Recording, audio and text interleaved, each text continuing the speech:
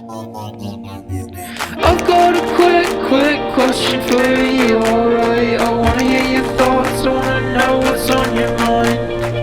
I've got a quick question for you, alright? The answer's not important, I'm just glad that we could talk tonight. So what's your favourite? How did you get? When will I be remembered? Was it after? Where did all the Why do we know? Oh, forget it. Soren, Bowie, Daniel O'Brien, two best friends and comedy writers. If there's an answer, they're gonna find it.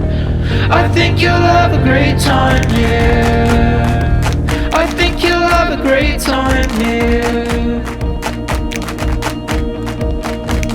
So, hello again and welcome to another episode of Quick Question with Soren and Daniel, the podcast where two best friends and comedy writers ask each other questions and give each other answers. I am one half of that podcast, senior writer for Last Week Tonight with John Oliver, author of How to Fight Presidents, and cautious internet page refresher Daniel O'Brien, joined as always by my co-host Mr. Soren Bowie. Soren, say hello. Hey everybody, I'm Soren Bowie. I'm a writer for American Dad. People still ask me to this day, like, oh, what's Seth like? And I'm like, I don't know. We never talk. Thanks to Rocket Money for supporting our podcast. Rocket Money will quickly and easily identify your subscriptions for you, so you can stop paying for the ones you don't want. Stop throwing your money away, cancel unwanted subscriptions, and manage your expenses the easy way by going to rocketmoney.com/QQ. Daniel, you and I have had our jobs for about the same amount of time. And before we get into your internet habits, I've seen you with John. At one point, we went to a party. We went to a Last Week Tonight party. And you talked to him briefly. And you guys get along great. Like, it's like, this is going to sound silly, but like, he knows you. He knows things about you. Like, he kind of knows where you live and stuff. And you guys talked effortlessly, like you were friends. Do you feel like that's true? Are you and John, like, just buddies? I don't think that I would say we are friends. It's a very good question. I think he's a nice man, and I think he's very good at the personal aspect of being a boss, where he's not like super far removed and cold, but we're never going to, he really threads the needle. We're never going to get so close that it could make other coworkers uncomfortable. I don't think. You know, there's no risk I didn't think about that. Of like, we are like pals who chat and hang out, and in a way that would like make other coworkers not like jealous, but like professionally jealous, like feeling like they need to be part of any kind of boys club or anything like that. He knows enough about every employee that he can talk to you and have a conversation with you, but I don't think there's any ever real risk that there would be signs of favoritism. He doesn't have any darlings. No, not that I'm aware of. Okay, so I feel like that's unlike any other television job I've ever heard of. Yeah. Here's what I hear from other shows. It's like you have your showrunner, and I assume he's a showrunner, right? He and Tim are the showrunners? We don't technically have a showrunner or head writer. Okay. But so like whoever the heads of or like the top of your show is, like that person is going to pick out people from the group because they're always developing stuff on their own. And they're going to pick out people from that group and they're going to be like, hey, I really like the way you've been writing, or I like your work, or I just think you're easy to get along with. Do you have any ideas? And the person will be like, yeah, I want to do this like interdimensional snowman thing or whatever they've got. And the head writer or showrunner will be like, okay, let's try and get that made.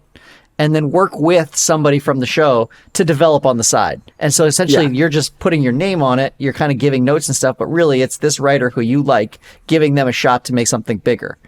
And these are the stories I've heard anyway. And so, but that automatically assumes that there's going to be somebody who's not getting that treatment. Correct. I think you can, because I don't want to throw any of his previous employers under the bus, but I think you can really, when you have a boss, a manager, you can kind of see whether they're doing it consciously or not, what they are taking from their previous bosses and their previous companies, and what maybe they're going out of their way to avoid and not do. I think about that all the time. I don't think I ever want to be a boss again, but I do. In the back of my mind, I'm like constantly evolving what management style I would apply if I ever did have a team beneath me, a company to run again. That's smart of you. I stopped doing that. But I was never good. I was never good as a manager. We both got, for people who don't know, when we worked at Cracked, which was a comedy website, we eventually were promoted to managerial positions. And that was not our wheelhouse at all. We were writers, and we weren't allowed to write anymore, basically. Like, all of our time was consumed by making sure that the people that we were managing were doing the right thing, but also happy and like content. And man, did I suck at that job. I was not awful at it. I was not good at that. And we didn't like it. It was sort of a strange, not that any one person tricked us, but I think just like corporate capitalist American society tricked us, where we got hired to write because we were good writers, and then just like the idea of promotions being a good thing is so woven into the work ethic of every American on planet Earth that it just seemed like, well, yeah, if I'm writing long enough and I'm doing a good enough job, then I should get a bump from that. So you go from writer to head writer, which I was at some point, and then you never want to like plateau at just one thing. So the step above writer is some kind of managerial position where now I have a team of people who are under me. And there was one employee in Crack's history that did the right thing, and that was Alex Schmidt. When we wanted to give him a promotion, like everybody else, where it's like, hey, you did such a good enough job that now you are manager. You're still going to write and you're still going to podcast, but you're manager in charge of our social media division. And he turned it down. He was like, no, I don't want to do that. So like, thank you very much. I don't want to do that. No, and we had no idea what to do with that information. We were like, but this is what we do with the people that we like. We give them, we want to give you more money, and we're not allowed to just do that because this is a corporate machine. So we have to put manager in your title, and we can't just give you manager in your title. We have to give you people if you're going to be a manager. Duties. And that means you have to be a boss. And he was just like, I understand. No, thank you. I appreciate the vote of confidence, but no, I don't want to be on that route at all. I didn't have that instinct in me. I just sort of like blindly went along with head writer to manager to creative director to fired, the normal path that people take.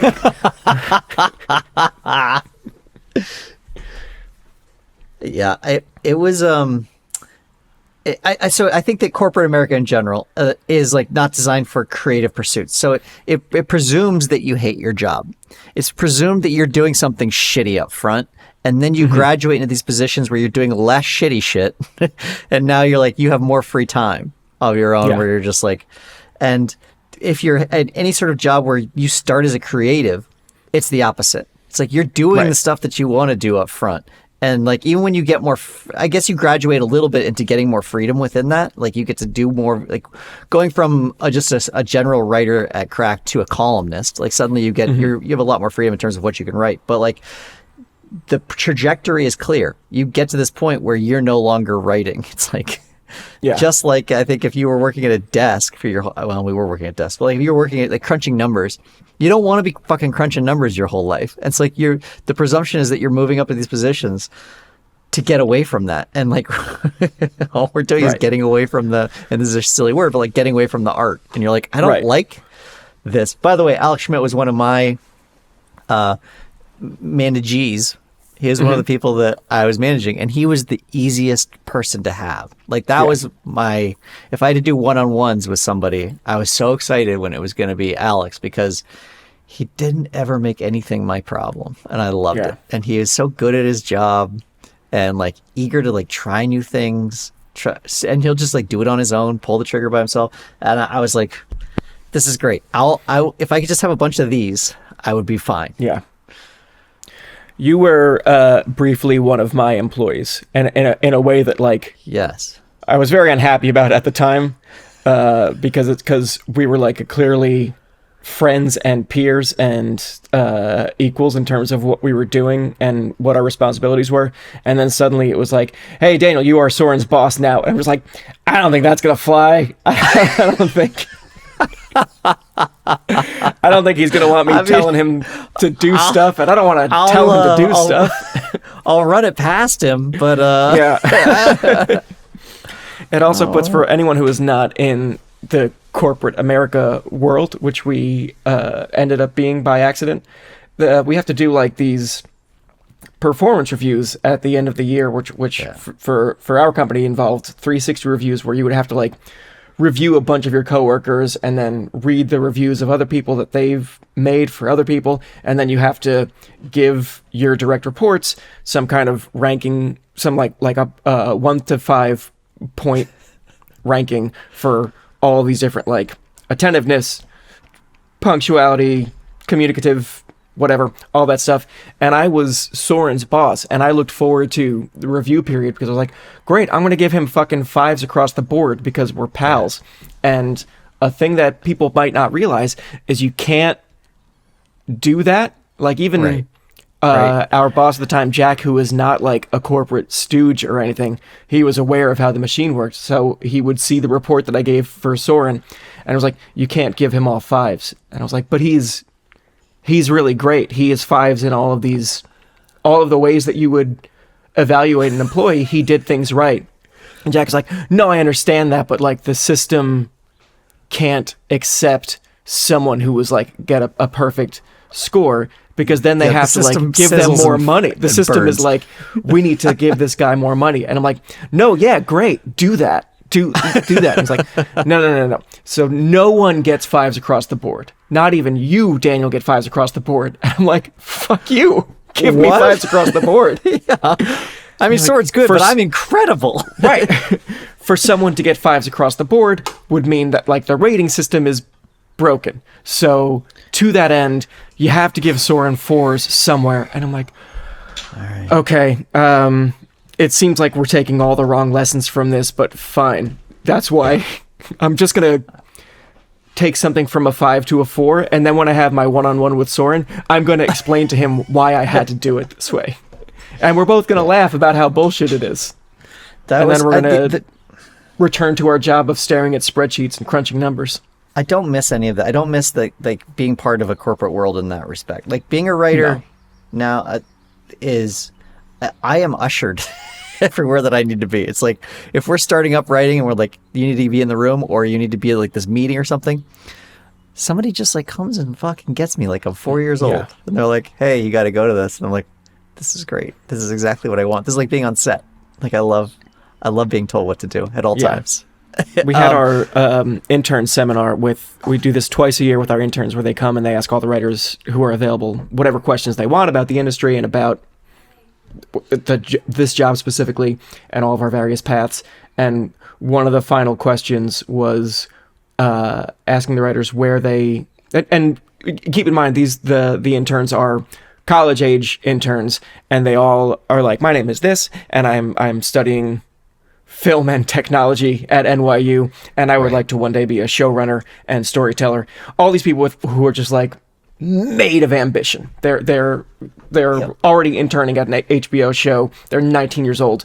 They're gonna be fine. They're just like the relentless engines of ambition.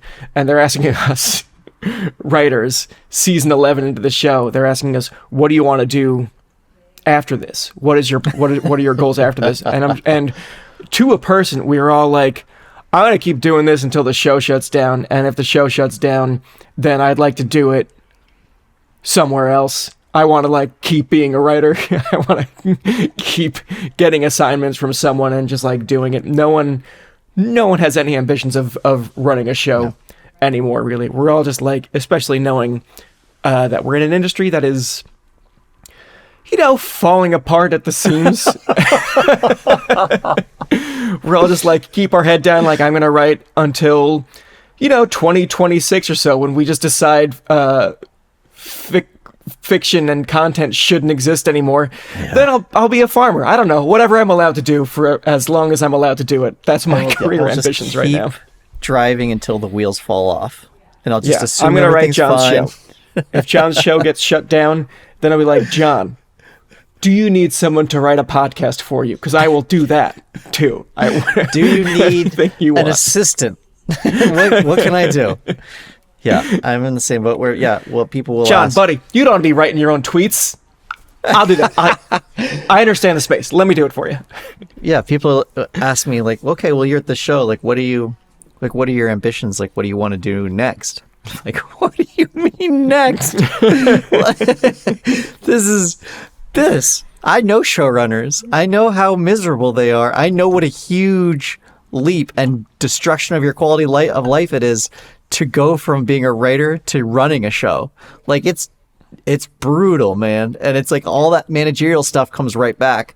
You have to be so good at dealing with and negotiating people and like making them feel heard, making them feel good, making them feel like their writing is good, making them all like each other. And then like also you're appeasing everybody on the opposite side as well, which we're generally shielded from as writers, which is producers on the various networks, like all of that stuff. There's so much to do as a showrunner that I'm like, why would I want that for me? Yeah. I love writing. I want to just keep doing that. Yeah. Towards the end of the time at Cracked, when I was managing just exclusively creative people, and they're all fighting for the same site real estate, and they're all fighting for the same rapidly dwindling production budget. These are people, and they're creative people, so they're all like soulful and emotional. And these are the people that I'm trying to appease every single day. And I would have meetings and meetings and meetings trying to keep everyone happy, knowing that we would leave the meeting and the people that I am managing, I would make them 70% as happy as a person could be. Like that's the negotiation that I would have to do, is I would leave this meeting with a bunch of creative people. No one is 100% happy. And I am miserable in the pursuit of this goal. We would just like end every week, and like a win for me would be like, well, I think I'm the only one who's miserable, so I guess that's good. I made Cody pretty happy this week. Cody got a win. That's huge. Hey, that's great. He is still gonna like go home and complain about me, but could be worse. And I guess there was, I mean, we've been talking about as a manager having people under you who are like just normal people. You also occasionally manage somebody who's really bad at their job, and that's so deeply hard. Like you can't think about anything else. Now you've got like this occupies all of the real estate in your brain, because you're like, now I have to start tracking their work. I have to find out what they're doing hourly. Now I have to make sure that there's like a proper log of, hey, are you getting this work done? You have deadlines. Did you meet your deadlines? And like it all has to be a paper trail, because now you also have to consider the possibility that this person needs to be fired. And it's like, it's so awful. I never want to do that. And it would also be, it's a job that by design has me getting, not yelled at, but like my bosses would be upset with me when numbers didn't work, or when morale was bad, and other departments would be like, hey, one of your employees was supposed to hand in a thing and they didn't hand in their script until 2 hours late. That upsets everyone else's time. That impacts production. Now you're impacting my department. So I'm like, okay, so I would go and get yelled at by other departments, and then I would go to my employees and be like, hey man, you were late on this thing, and then they would complain to me about me. So you're really getting it from every single possible direction of just like getting Eiffel Towered by complaints.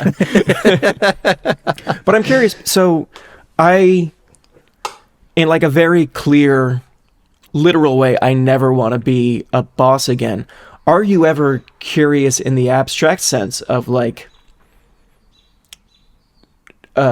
rising to the challenge of creating what you think is an ideal work environment. Because whether I definitely don't want to be a boss, but that idea is interesting to me. Like almost as a creative endeavor, I want to see like what would my workspace be? What would my hierarchy system be? What is the workflow? What is the communication? Could I design as close to a perfect managerial system as a person could get? That is an interesting challenge to me. You don't think that way at all? No, it's not a pursuit that I'm interested in. It's like, could I make the very best broccoli pie? It's like, I don't want to make broccoli pie. I don't want to do that. I mean, maybe I could make one that people be like, hey, for broccoli pie, this isn't bad. For your managerial skills, Soren, this isn't bad. I don't care to rise to that challenge. And I know that there's just too many variables for it to ever go right for me. Like, I know that it's going to be fucked up at some point, and I'm going to have to devote a lot of thought to something that I genuinely don't care about. Here's what I want. And what I knew early on with like building being an employee anywhere. This is like the secret to being an employee anywhere and being an employee that people really like. First of all, do what they ask you to do, which is like, they go nuts when you do that. When they give you an assignment or something to do and you do it, they're like, they can't believe it. They can't believe that you actually did the thing they asked you to do. Second of all, if you don't understand something, try to figure it out before asking the question. So as opposed to just going to your direct, your lead or whatever, and saying, hey, how do I do this? Or like, what is it? What is this part? I don't totally understand this. If you solve the problem yourself, they will fucking love you. They will go nuts for you. If you are solving problems on your own and figuring things out on your own, they go nuts for that. Those are like the two things. If you want to be ambitious and like do other things on your own and be like, I'm going to start spearheading this thing because I noticed that we don't have any of this. That stuff's fine. It's doesn't mean as much to a manager because they also get a little apprehensive about that because they're like, oh, fuck, I don't even know. Is this going to compromise your real job? What are you actually losing to do this? I don't even know if there might already be somebody working on this. Like, none of that shit matters nearly as much as you think it does. It's do your own job and then don't ask questions but like figure out the answer a different way. And man, like take 2 days to figure out the answer on your own and they will love you. Yeah. I do think probably of my many failures, one of my biggest failures as a manager at Cracked was when I was managing Robert Evans. He is someone who is the kind of employee you described that was ambitious and wanted to launch new initiatives and grow and expand and do more things. And it was just my shittiness of a manager to just be like, even reading your proposal for a new thing the site could do takes a lot of my time that I just didn't want to invest in it. And as a result, I would just be like, I don't think we can do this, Robert Evans. Meanwhile, I think the massive success of his podcast Behind the Bastards, which has grown into a podcast network on its own that he is like completely overseeing. I think just that is proof positive to just let him cook, which I did not do. And I just wasted his talents for years. Well, I'm going to extend this even further than work. It's truly depressing. There's like, I wasn't even thinking about it until right now, but there's no greater proof to my failure as a manager than like, I managed this guy alongside Jack O'Brien for 10 years, and then Cracked disappeared, and Robert Evans moved to the How Stuff Works podcast network with Jack O'Brien and is thriving. Like, there's just no other argument could be made. Be fair. The things he was asking to do was like, we're a comedy website, and he was like, I'd like to go to Ukraine and embed with soldiers there. And you're like, that's correct. No. It's like, there's a tribe of people who don't wear clothes and they fight whales with spears, and I would like to live with them for 10 months. I don't know if we'll get any content out of it. And they'd be like, I don't know, man. Yeah, maybe just, could you like create an Instagram account for the site, please? Could you do that instead? Yeah, I don't blame you for that. I don't blame you. You were doing what was within your wheelhouse and like what was the expectations of the site with him, and he was doing great at that stuff. So like, Yeah. but yeah, he clearly had a higher ceiling than anyone could have anticipated. That doesn't make you a bad manager. 2 things about me that our audience knows or needs to know. 1, I am saving money for a wedding, and 2, I have moved in with a person, and we had to consolidate all of our various subscriptions to streamline things, and also so we can save money for that wedding. Rocket Money has been incredibly helpful to that endeavor. Rocket Money can cancel subscriptions for you. They find the things that you're paying for that you don't need to be paying for, and they tell you, hey, you shouldn't pay for this thing anymore. Do you want us to get rid of it? That's right. They will even get rid of it or negotiate the price on it for you. How much do you think you're paying in subscriptions every month? The answer is probably more than you think. Over 74% of people have subscriptions they have forgotten about. I definitely did. I was paying for every individual aspect of the New York Times separately on separate accounts for NYT Cooking, NYT Games, NYT, the actual newspaper itself. Separate charges every month. Rocket Money can identify when things like that happen and help you bundle and save costs. Thanks to Rocket Money, I'm no longer wasting money on the ones I forgot about and didn't realize were separate endeavors.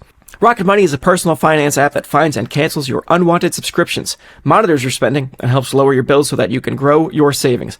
With Rocket Money, I have total control over my subscriptions and a clear view of my expenses. I can see all of my subscriptions in one place, and if I see something I don't want, Rocket Money can help me cancel it with a few taps. I love how the dashboard shows me this month's spending compared to last month, so I can clearly see my spending habits. Plus, they'll help me create a custom budget and keep my spending on track. Very important to me. Rocket Money will even try to negotiate lower bills for you by up to 20%. All you have to do is submit a picture of your bill, and Rocket Money takes care of the rest. They'll deal with the customer service for you. Rocket Money has over 5 million users and has saved a total of $500 million in canceled subscriptions. Stop wasting money on things you don't use. Cancel your unwanted subscriptions by going to rocketmoney.com/QQ. That's rocketmoney.com/QQ. rocketmoney.com/QQ. Here's what I was going to say, though, is that I think the things that I said about making you a good employee, I think also makes you a really good spouse. Like, makes you good in a relationship, too. What was that? Hey, just excited about it. Because if you are somebody who is basically how much, like a relationship comes down to how much of your partner's brain you're occupying with your own bullshit and like how well the relationship is doing. And so like if you're even like these silly little questions that don't mean anything, like if I'm going to go to my wife and be like, hey, do you think that Gilly's done with her dinner? Now, like, that's occupying, like, this new... Now she's got whatever she's working on, she's got to stop doing that. She's got to think about whether this is true. And it's a question that I could easily answer on my own because I am also a parent. Or, like, I'm also in this relationship. So if you're... As much as you are a team together, it's like, you answer questions on your own. You figure it out on your own. You communicate, obviously, whatever you decide or, like, what you've got going on. But you answer questions on your own. You figure it out on your own. And you don't make... all this, like... the blind work that goes into running a house or like being with somebody else, you make that as easy on the other person as possible. And you do, jobs fall into different camps. Like there are certain things that I'm going to always do that she's not going to do. There's certain things that she always does. As long as I'm not like burdening her with those things, I'm getting my jobs done and I'm answering questions on my own. Fucking, that's a great relationship. You're making me very self-conscious of the problems that I don't solve on my own, of which there are many. There's a thing that I think about a lot. You guys are still deciding what those are. Yeah. Something I think about a lot is like there's stereotypes in pop culture sitcom world of like the clueless husband while the woman runs the whole house, and it's Ray Verone who doesn't know how anything works. And I would watch those things as someone who lived alone for so long. I would watch all those things and think like, how do you become useless? This is not a stereotype that makes any sense to me. Were you just like waiting around for a den mother to come in and run things? It doesn't make any sense. It does make sense to me now once you because I've when you live with someone and you move all your stuff in together, that person can redesign the space in accordance with what makes sense to her, and I'm very deferential to what she wants to do with the space, and she is better at utilizing space than I am. She is better at design. She's better at planning. All the stuff she excels, and I don't do well at them, and I am very happy to follow her lead on things. The result is that I don't know where anything is in my home. There are so many things I've just turned into Ray Verone, where I'm just like, where's the here, honey, I'm gonna clean the whole house while you're gone. Where is the mop? Where is the vinegar? Where are our cleaning supplies? Which rags am I allowed to use for which thing? Just because I used to know where everything was in the house, and now I don't know where anything is. Yeah. Yeah, but I mean, you are still at the beginning stages where like it is like being in a new job where like you don't know shit about each other. You don't know where these camps are, like what's going to fall into which camp, like which jobs are going to fall into which camp. And some of the jobs obviously you share, but like you're still kind of like figuring out, well, who's in charge of this? Is which one of us is going to be the one who's like in charge of this? And that's like, there's going to be some fights. There's a lot of fights right around then to like figuring all that stuff out. That's why when people are like worried about moving in together, those are the intangibles of moving in together, is that, okay, now we need to be able to cover one another's blindnesses. Like, here's something I want you to tackle. And I'm using like company speak for this, but like you're going to spearhead this, but you wouldn't obviously say that in a relationship, but like you start doing that job. And if you suck at it, the other person's going to take it over. And then you got to find the things that you're good at and that the other person's good at. Like right now, there are certain blindnesses that I kind of had, and they've gotten way, way worse because of my relationship. Because now I'm not in charge of those directions. Don't fucking ask me, man. We go to a gas stop or gas station, and afterwards I need to ask her which direction to pull out so that we can get back on the road, because I can't remember which way we were going. But she can't turn on the TV. She has no idea how like the process works of like getting the TV on and getting to the channel that you want, or like the streaming option that you want. There's just like things where we went our separate ways, and you can become completely helpless in one respect, and you just count on this other person to cover your blindnesses. Yeah.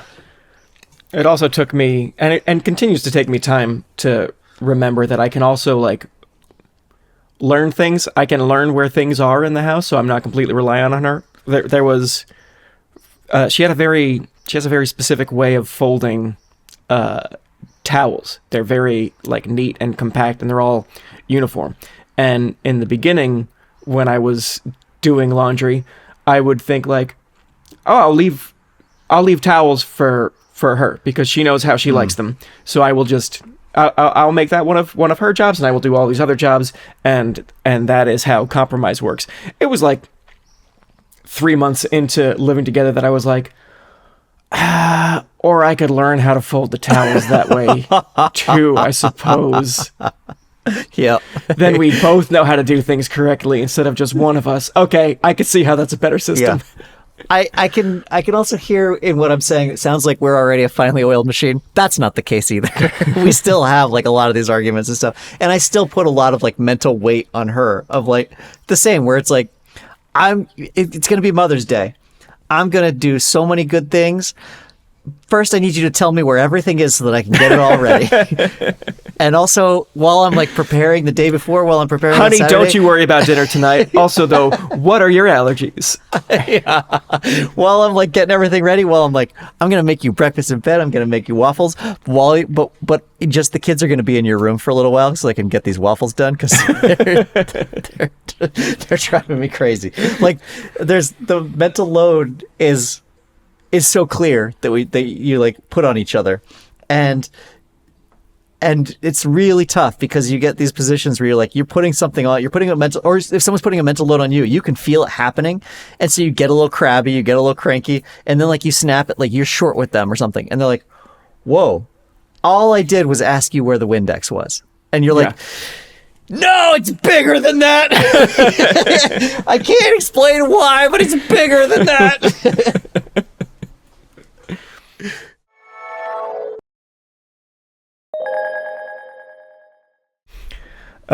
Breaking news. I mentioned earlier that I was refreshing the internet. Sorry. Yeah. We just a few minutes ago, last week tonight, has won a Peabody Award. And awards are silly and meaningless, but this is one that is not a guarantee. We don't win it every year. I don't even know if we get nominated every year. I don't entirely know what goes into Peabody Awards, but I know that we were nominated and that they were going to announce results today. And there's such a like smugness about the Peabody Awards that made me immediately want one, because all of their branding around it is like, we don't have a voting committee, and this isn't about who gets the most, what thing makes the most money or gets the most views. We just want to give awards to things that we, the Peabody Group, believe to be good. And as soon as I hear that, it's television. Like, oh man, I want that. They give awards to the television that they believe to be the most enlightening, which is like, I know, oh, so fuck, silly. give me that. Oh, give me that all day. That's so exciting, Daniel. Congratulations. Thank you. I don't know if this means like we get a thing. Yeah, there is a Peabody Award. It's like a guy there on a is, coin. yeah. It's Professor Peabody. It's got to be Professor Peabody, right? What's that dude's name? It's like, it's something. Oh, George Foster Peabody. Yeah, but it's him. Yeah, man, that sounds fancy. Wait, does this say? Does the award say the University of Georgia across the top? What does that have to do with anything? Oh, it's. I guess I should have done like any kind of research into this thing that I just now said was really important to me. The first question, if you search it, is how hard is it to win a Peabody Award? Because everybody's thinking the same thing we are, which is like, oh, that'd be a nice notch in the belt for me. That would look nice. I think it's the same. Like, we all probably have the same thought process every year, or at least I certainly have, where it was like, what does it take to get nominated for a Nobel Peace Prize? You just need like a college professor to nominate you. Oh, fuck. Perfect. I can't wait until my former college roommate owes me a favor because he's a professor at a university now. And just as soon as I help him move a couch, be like, hey, buddy, throw a nomination my way. Well, Daniel, we've strayed away from it, but I do want to say huge congratulations to that. That's incredible. Hey, thanks. That's wonderful. That is like a very distinguished award. I would say more distinguished even than the Emmys, even though there's a lot of pageantry and like fun to the Emmys. That's huge. That's so great. It is like a turn in terms of not just like what's good content or like fun, like what's making the world better. And you're on that side of it. Well, don't and that's say it wonderful. like that. I don't believe we're making the world better. I mean, that's very kind of you to say, but that's a you know as well as I do how paralyzing a thought that is for a writer to have. Like I won't speak for all of our writers, but like I couldn't imagine writing this show thinking that any episode has the potential to make a difference in the world. Whether I could think that in the abstract is neither here nor there, but just for like the sheer act of writing the show, you can't. I don't know how you would write it thinking it was important. I just don't think that's like a fun or healthy way to view the task at hand, which is make funny episode of television. every script I write, I'm thinking as I'm writing it, is this the next great piece of American literature? Is this the one that's gonna? Did I do it? Did I heal? Is this? This is maybe it. if we just like, without any introduction, no words, just like hand it over to Vladimir Putin. Is he gonna just go like wow and then cool it and just like apologize and step down? Ride his thing that's tiger to the sunset. Yeah. I think I did it. I think this is the one. Everything I write, I'm like, hold on. Before I tell this story, I want to get her name exactly right. It's Najimy, Kathy Najimy. Is that how you pronounce it? Kathy Najimy, yeah. King of the Hill and Hocus Pocus.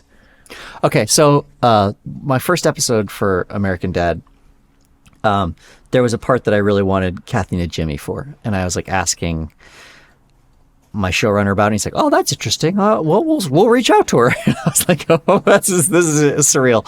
She ended up doing it, and we did the episode. We did the records. I'm there for the recording of it, and then afterwards, we're like, "Okay, well, thank you, Kathy. Like, this has been great. You were wonderful." She's like, "Yeah, see you at the Emmys," and I was like, I'm going to ride that for 6 months. That Kathy and Jimmy said that we would go to the Emmys together because of my episode. And obviously she was joking. Right.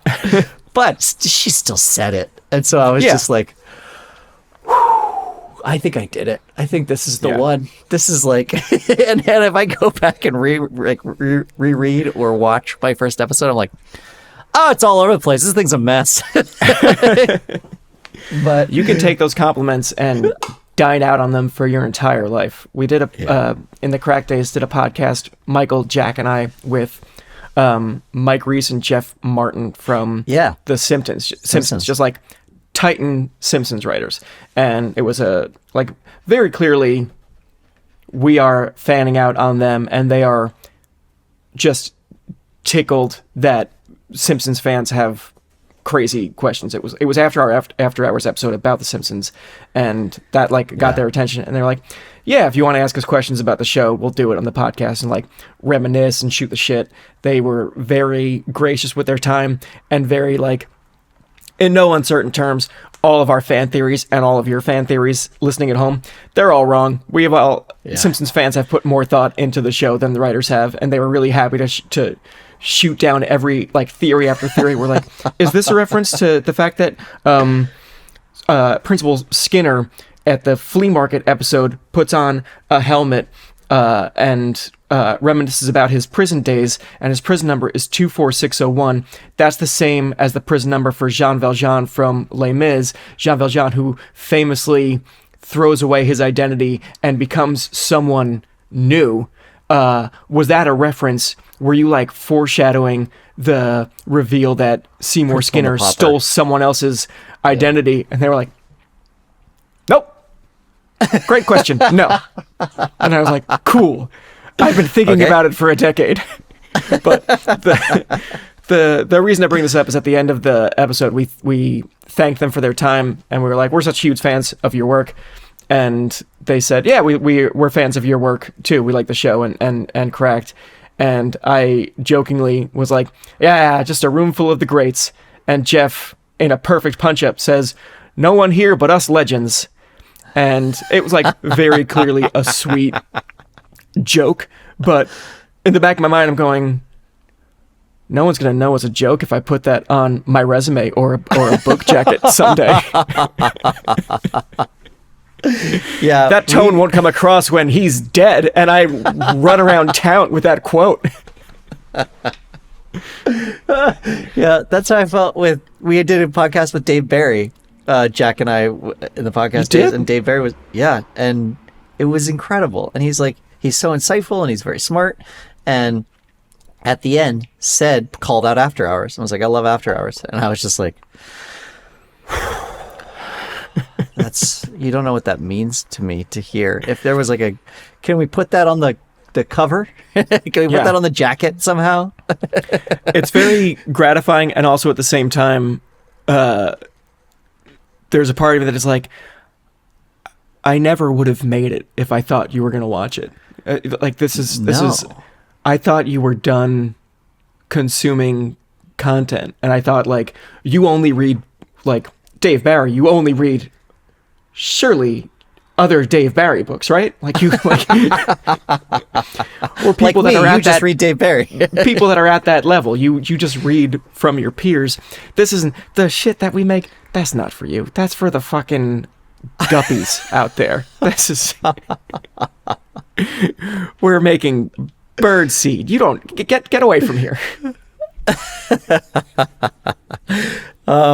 Yeah, it was really great. It was really wonderful to hear. He also at the end he was like, "Do you guys have any other questions for me?" And I still don't know how Jack felt about this, but there was I was having my child at that time. My wife was pregnant with my first child, and I was like, "You're a dad. You write about that being a dad a lot in your column. Do you have any advice for like somebody who's going to be a new father?" And he was like, and I like really put him on the spot. And he was like, "Yeah, just let your kid be whoever they are. Don't try to make your kid anything in particular. Like, don't try to raise somebody. They're not blank slates. Like, don't try to turn them into something that they don't want to be, and just let them be who they are." And I was like, "Okay, thanks." And honestly, like, I think about that all the time now. Every time I'm forcing my son into something, I'm like, this is not his thing. This is not his wheelhouse. Like, what am I doing? I'm trying to give, and obviously I know what I'm doing. I'm trying to give him like as many universal experiences, because if he starts to like this, the first bit of anything is very difficult. There's like a steep learning curve to everything, and kids don't understand that yet, and they have to get good at something before they understand if they like it. And I'm constantly like thinking about that and thinking about, can I, like baseball, like I'm like, should I stick with baseball if he's not having any fun right now? Like, do I get him over this hump so that it's like more enjoyable for him? Or is he just like not a sports guy? And then like I think about what Dave Barry said, and I'm like, oh, we don't need to do this. He could just, what is he into? Oh, he wants to build stuff? Let's just do that. Let's just like get back to, let's just do that. Like, you want to do baseball? Let's quit it. Like, let's build. That's very curious advice to me. I'm sure it's correct, but I also I like, what if you turned around and your son just had a fucking cannon? Like, he was just like idly playing with the baseball and then threw it across the yard, and you could spot it like a talent scout, and he was just like throwing it to get rid of it. And there's part of you that knows, like, if I make his life miserable for a couple of years, he's going to be so happy later. Right. If like, but because you would know that like this is going to require coaching and discipline and some maybe true nurturing. Yeah. Maybe moving towns to be near better baseball schools or whatever the thing happens to be that is like the thing that he clearly has a God-given talent for.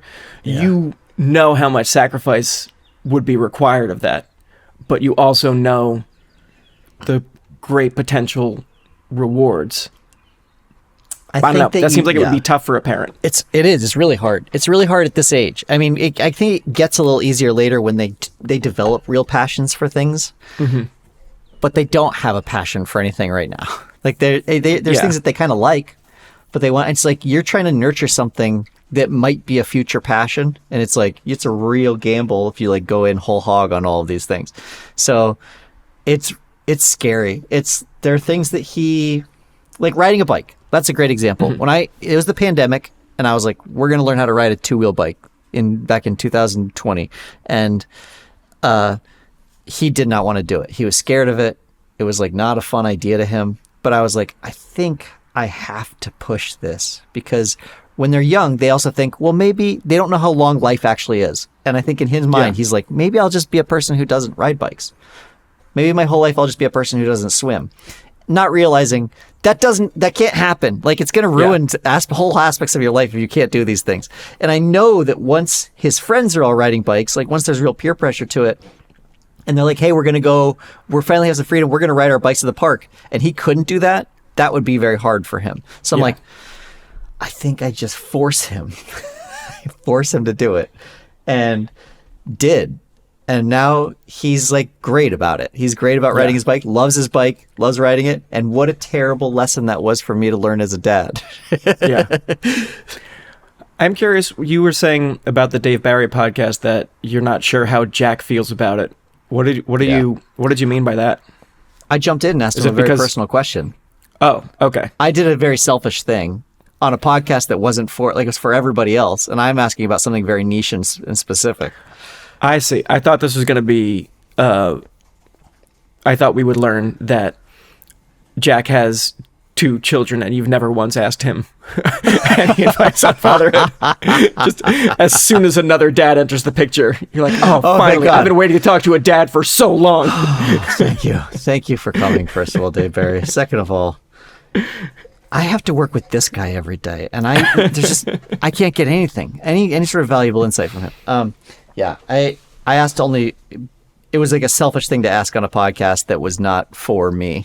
But I still like took the opportunity because you gotta shoot your shot. Yeah, of course. I'm glad I did. Hey man, me too. And that's probably gonna wrap up this episode, huh? That's it. Great. Let me pull it. The show is Quick Question, but you knew that already. We are recorded and edited and produced by the irreplaceable Gabe Harder, our president and CEO of podcast operations. Our song is by the incredible Me-Rex. Their digital album is available at merex.bandcamp.com. And you can find the show on Twitter, Instagram, Patreon, where we are releasing fun, exclusive bonus episodes. And you can also watch this show on YouTube if you've only been listening to it. And you could email us at qqwithsorenanddaniel@gmail.com with all of your questions and comments. That is it, right? I say we all got a the YouTube. things? You can go find us on YouTube at youtube.com/@QQpodcast.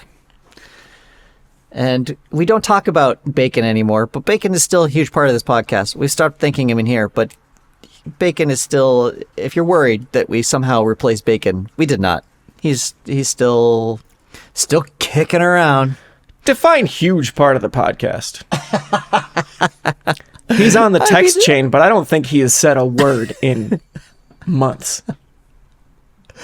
He's getting us all of our advertisers. Okay. All right, bye. I assume he's listening to this, so thank you. That's a big assumption. All right, bye.